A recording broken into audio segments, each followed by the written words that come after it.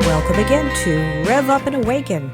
When did our soul connection to the animal kingdom get cut from our sensory experience? We've been programmed for way too long to ignore our animals. We've been told they're not like us, they're beneath us. Yet scientists are learning more and more that animals have a consciousness, empathy, and emotions. They also live in the present and receive a flow of information that helps them to manage their world. This again would be one of my very favorite topics to talk about, since I am not only an animal lover but an animal respecter. I respect their place in our lives and have reverence for their purpose for being here. It's been said that man is not the only animal who thinks, but he is the only one that thinks he's not an animal. The day I was born, there were 2 pets in my home environment, and since then I have never not had one in my life. As the years have gone on, I've learned more and more about them, how to live with them, how to take better and better care of them. After all, they have a physical vehicle as well that needs to be maintained, and just like ourselves, they need to be nourished and looked after so they can stay with us as long as possible. And what they give back is tremendous. So many studies have been done on their effect on our health. They lower our blood pressure and stress hormones, help the elderly deal with loneliness, give them a sense of purpose, and connect with other people. But above all this, there is also the soul connection that goes even deeper than our physical housing. We're going to take a look at this very link that connects us with our animal friends today with certified Intuitive Animal Communicator, Julie Ulrich, as we take a journey into the minds of our furry friends. Julie, welcome to the show. How are you? I'm great. Thank you. Thank you so much for having me on your show. Oh, I'm so happy to have you here.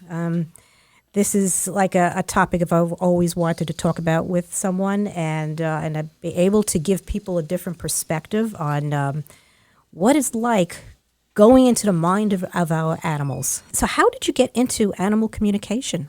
Well, my journey with animal communication started back in 2013 when I received a reading for my cat, Willow, who was on the other side. Mm-hmm. So Willow had passed in the fall of 2012, and it was getting to be summer 2013, and I was still finding myself very deep in grief over losing her. She was my soul kitty. We had this amazing bond. She just meant the world to me. And I was just kind of lost in this grief that I couldn't move out of. So I had this reading done by animal communicator Danielle McKinnon. And this one reading was so helpful to me. It was so comforting. And it was very clear in the reading that Willow was okay on the other side, and that we were still connected, and that everything that played out throughout our time together was the way it was supposed to play out. It just brought me so much relief and peace and comfort.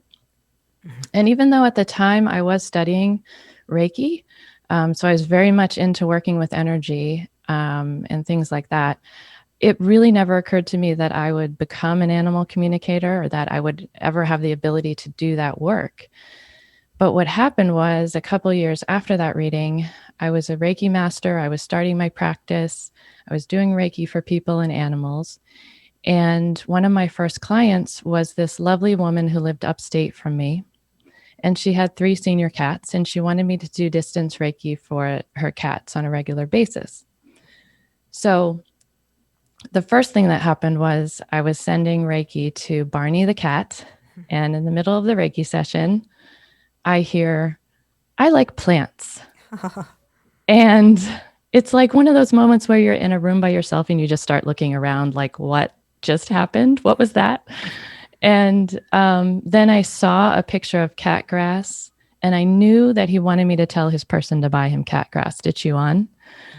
And then, a little while later, I was doing a Reiki session on Betty the cat, and somehow I knew that Betty rarely purred, but she purred when I sent her Reiki.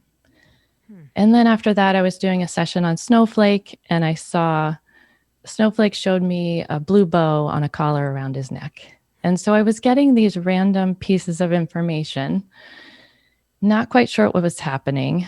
But, with Reiki, I used my intuition to guide me to know where to send the energy or how long to stay in a certain spot with the energy. And this felt very different. This felt like a direct communication right from the cat. So I decided, well, I got up the courage eventually to tell the client this information that I was getting, and she confirmed everything and encouraged me to get more information. So it was at that point I decided to start studying it. And initially, I thought this would be the greatest tool to use with animal Reiki, because I can go directly to the animal and ask the animal, what do you need support in the Reiki session, instead of relying solely on the person who may or may not know everything that's going on with the animal. So that was my intention. And then when I started studying it, I just realized how incredibly magical and amazing it is. So then I decided, well, I have to do this for real. I have to do readings as well and just fully dive into it. Wow. So that's how I got started. Yeah. What was it like when you started to study animal communication? Well, yeah, I quickly found out that it's a real soul journey. There's a lot of self-work involved in studying animal communication. I mean, just like any kind of intuitive work, you have to find ways to sort of unblock yourself from using your intuition and, find out what works for you to open your intuition up. And that involves a lot of letting go of fears and doubts and anxiety and all of that lovely human stuff that we tend to carry with us. But I have the greatest memory of my very first lesson in animal communication. I studied with Danielle McKinnon, who was the one who did that reading for me back in 2013. And so the first class I took with her, she took us through all of these different exercises on how to open ourselves up and get centered and get clear. And we did all of that. And then she said, okay, I want you to connect to an animal named Chad. And she wouldn't tell us what kind of animal he was. So I connected in with Chad. I could feel I was connected to him. I still couldn't tell what kind of animal he was. And I asked him, how do you move in your body? And immediately I felt my face wanted to lunge forward and kind of pull my body forward. So my face is going forward, leading my body. And I was very confused because I didn't feel any legs or anything else. So I asked him, okay, Chad, what about your legs? What's going on with your legs? And the answer I got was, does not compute. So I felt immediately like, okay, I did something wrong. He doesn't understand what I'm saying. I can't do this. And, but then our teacher revealed to us that Chad was a goldfish. Oh. And then everything made sense to me. I thought it was a snake, actually. Could have been a snake. Yeah, you're right. But everything made sense to me then, because his face was going first, right? Leading his body. Yes. And he didn't know what I was talking about when I asked him, what are your legs doing? Wow. So at that point, I felt like really it kind of blew my mind. I felt like this door was opened to this world I never knew existed. I had access to information that I didn't have access to before. She told us Chad was a goldfish in Massachusetts, which was out of state from where I was. So if I can talk to a goldfish in Massachusetts and he can show me how he moves his body, what can all the other animals in the world tell me? Wow. So that really got me hooked. I mean, is this as like a sort of mind melding, perhaps? That's the only way I can describe, maybe the method that you're connecting it. Or is it more of an emotional language with feelings, imagery, perhaps? So for me, it's an energetic connection. So I work to raise my vibration and expand my energy, and I invite the animals' energy in. Animals are vibrating at a higher vibration than we are typically, because they're so tuned in naturally. They're so tuned in to energy, all the energy around them. And they intuitively talk to each other all the time. That's the natural thing that they do. For me, it's like connecting my energy with their energy. And then the way they give me information is I'm very visual, so I see a lot of visuals, but I also hear things. They also make me feel things. And, you have knowing as well. Sometimes you just have a knowing that's kind of downloaded. So the information can come through in all the different ways. Do you connect to your own pets personally more often? I mean, this way? I do. Yeah. So what's interesting is it's more challenging to connect with your own animal if it's a very emotionally charged topic that you want to talk about. So if it's something to do with their health, yeah, I would think something that. like that, I reach out to one of my animal communicator friends and I say, can you please check in with my cat? Yeah. But I have a cat who likes to drag his water dish clear across the kitchen floor and spill it everywhere. So that I find no problem with, connecting in with him and say, hey, what's up with that? Why are you doing that?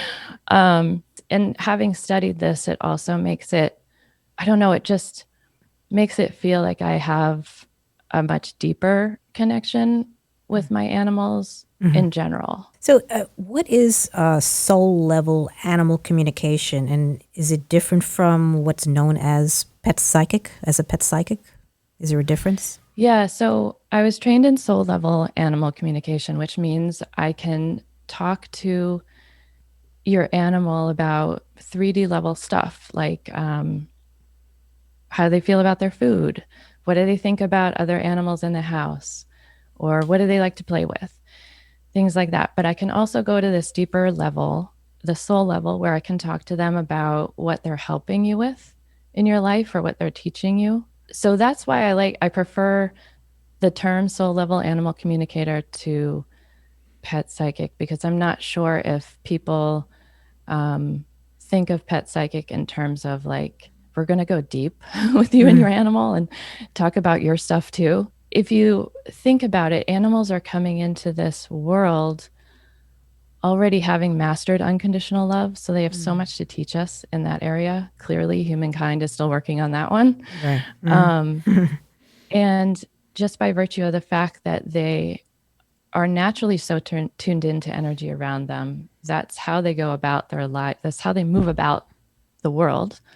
They're going to be so tuned into our energy, and they're going to be able to see maybe how we're out of balance, or what would benefit us to shift in some way. So they're very much equipped to help us with that. So I'll give you an example. A reading I did a while back for a woman and her dog. The dog was becoming aggressive with people she would encounter coming to the house or going on walks. And when I asked the dog to talk about how he felt about these other people, he started talking to me about how she was very self-protective and very kind of closed off and protecting herself from the world. And when I brought this up to her, she said that made sense. She had been very hurt by people in her life, so she was very guarded. So the cool thing about this is when you start to become aware or have heightened awareness around what your animal is showing you in this type of situation, it really helps you naturally kind of shift out of this thing that you're holding on to and heal it. And the way our animals often teach us these lessons is through their behavior, because that's what's easy for them to get our attention.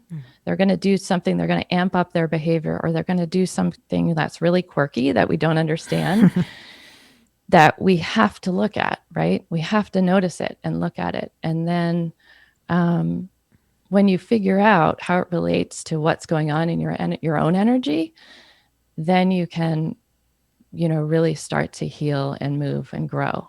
So if you think about it, like the best way for a human to thrive in this world is to have an open heart and to trust the universe and to have peace.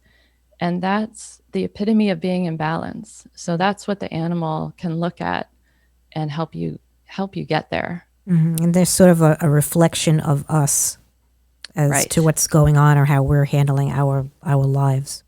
Right. It's really interesting. I'm assuming that you've probably come across a lot of situations where, you know, maybe a client comes to you about some behavioral issue that an animal's displaying. That happens a lot. And it's funny because a client will often come out of a reading saying, okay, that was not what I expected, because it turns to be a lot about them, and what's going on in their energy, and how can they work to shift their energy. And then once that starts to happen, their animal's behavior goes back to normal. You know, they don't have to keep teaching you that lesson if you're starting to shift. I had a client who wanted me to read her cat, and when I invited the cat's energy in, the cat came in just meowing nonstop, really loudly. And so I said to the client, you know, when I invite your cat's energy in, he's very, very vocal, he's very loud. Does this make sense to you with how he is with you? And she said, oh my gosh, yes, that's why I booked your session, because he meows all the time and something's got to be wrong with him and I don't know how to help him. What's going on with him? And when I ask him to talk to me about being vocal, he tells me, well, my person has so much to offer and she's holding back and she's not expressing herself. And this has to do with her relationship with her boyfriend and with her job and with her family. And so he went right there. He went to the deep core issue. And she admitted that that was correct. That's how she went about her life. She didn't feel comfortable expressing herself. You know, again, once she just starts being aware when that behavior happens, he's going to get quieter and quieter because he's not going to have to keep shoving it in her face so she can see this issue that's out of balance. Wow, that's amazing. That really is amazing. I mean, there are times when, you know, when my pets are talking to me, I'm almost constantly wondering, okay, what are you trying to tell me? You know, and I try to get into their heads, you know, and sometimes, you know, you get a feeling and sometimes you're not quite sure.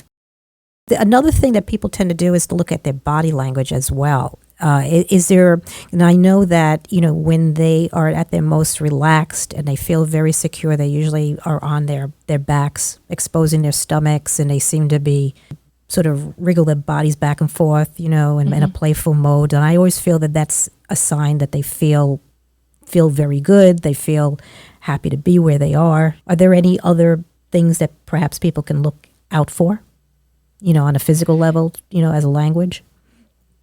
Yeah, I mean, you raise a good point that your animals are always going to be 100% transparent. They're never going to try to be something they're not. I don't even think they know how to do that. Yeah, they're authentic. That's what they are. They're authentic, and they want us to be authentic. So, yeah, I mean, definitely that relaxed position of being on their back is a message to you that they are so happy and so content, and they probably want you to match that energy. Also, whenever your animal becomes super playful spontaneously, yes, I know in my own experience, it means I need to take a break. I'm working too hard, or I'm getting too stressed, or I'm worried about something. Yeah. And, you know, even if they just come and lie next to you or rub against you, it's just like, it's cool to stop and think, okay, what's going on in my head right now? What's going on in my energy when this is happening that maybe led my animal to want to comfort me right now? So it's really interesting when you start to become more and more aware of what's going on with you when you have a certain interaction with your animal, because it's all linked. I could also tell when they, they're hungry. That's the other thing. Yes, they're very transparent about that. They are. I have one who's like, she just comes up immediately to rub up against my leg. Otherwise, she just goes on to do whatever she wants to do for the rest of the day. So I know that's a sign. I'm hungry. Give me something. I always know. So what are some of the requirements that you perhaps may need when doing a session with somebody, whether it's over the phone or in person, about their pet? So I always ask the person to, if it's possible, to be alone by themselves in a room by themselves, meaning no other humans in the room. So I can tap in directly to their energy. It doesn't necessarily matter if their animal is with them in the room or not, or what their animal is doing, because animals are very good at multitasking. I can talk to them while they're eating or while they're sleeping. Their energy will still connect. So other than that, I just ask the client to be as open as they can be to the messages that are going to come through. I never know what's going to happen necessarily in a reading. And it's my job to just relay exactly what the animal is showing me. So the more open everybody is, the better the energy is for the reading. And it does really help when you talked about this in the beginning, how you have a tremendous respect for animals. It really helps, if you're going to participate in this work, to have respect for animals, understand that they're coming with wisdom that we don't have, and that they're going to always want your greatest and highest good. So they're going to talk about how you can be more balanced and be more whole, because they just want to help. Yes, yeah. Because I always feel this sense of just allowing them to show their own personalities and to be to be in the comfort of knowing that's who they are. I never like to stop them from doing what they're doing. If they feel the need to run around the house, I said, okay, go ahead. If you need to do it, go ahead. And it's probably just telling me to run around too, probably. Exactly. Because I'm always in my head too much, and I'm not enough in the physical. But right. So I know they're always giving me clues of some sort. But I enjoy watching them do that, because I feel like it's freedom. It's showing their best at who they are. Because everybody's got a personality, and they should be allowed to naturally express it. I agree, and I think that's what's so fun about living with an animal, is really embracing their personality and really appreciating it. And by the way, every time your animal races around, it's lightening your energy. Yes, I noticed that. It's, which is a great direction to go in.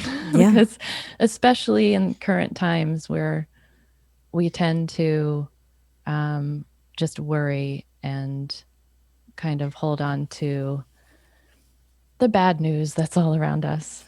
But animals have such an amazing ability to lighten us up. Yes. In a split second, they can do it.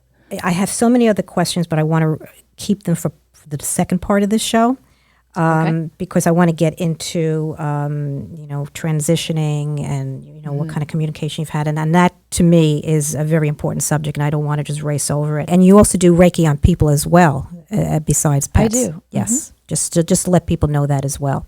Yes. And I also do readings just for people as well. So if you don't have an animal, or you do have an animal and you just want a reading for yourself, I offer that as well. We're going to be going to a part 2 with Julie. So in the meantime, check out her website. So, and don't forget to also go to miriamasilver.com and to take a look at a library of other topics like these that are on there. And, we've placed our own criteria on animals as to how they should perceive the world and convey those perceptions to us. They have the capacity to pick up on our feelings and intuitively grasp the reasons for them. Just because they don't use our own language to communicate doesn't establish them as dumb or lower than us. So maybe, just maybe, a little more attention should be shown to our multi-legged friends. Keep an eye out for part 2, because there's more to come. We'll see you next time on Rev Up and Awaken.